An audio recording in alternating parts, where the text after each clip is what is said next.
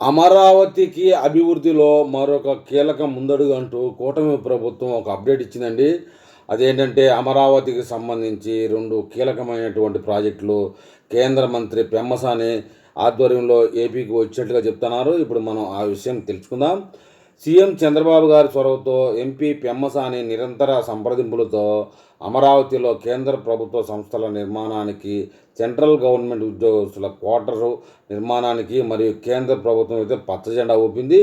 వీటి కోసం కేంద్ర ప్రభుత్వం అమరావతిలో 2,787 కోట్లు ఖర్చు పెట్టబోతా ఉన్నట్లుగా సమాచారం అండి. ఇంకా ఆంధ్రప్రదేశ్ రాజధాని మీద కానీ అమరావతి నిర్మాణం మీద ఎవరికైనా అనుమానాలుంటే వాళ్ళ కంటే పిచ్చోళ్ళు లేరని చెప్తా ఉన్నారు. ఇంకా జగన్ బ్యాచ్ అయితే అమరావతిని విమర్శిస్తే వాళ్ళ కర్మ.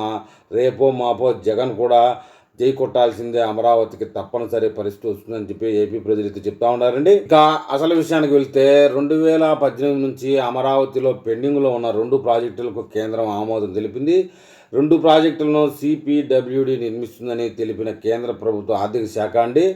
మొత్తానికైతే రాజధాని అమరావతిలో కేంద్ర కార్యాలయాల నిర్మాణాలు పట్టాలు ఎక్కడున్నాయి.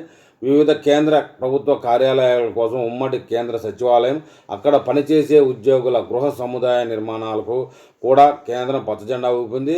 వీటి కోసం ఏపీ సర్కార్ 22 ఎకరాలు కేటాయించగా కేంద్ర ప్రభుత్వం 2,787 కోట్లతో నిర్మాణాలు చేపట్టబోతా ఉంది.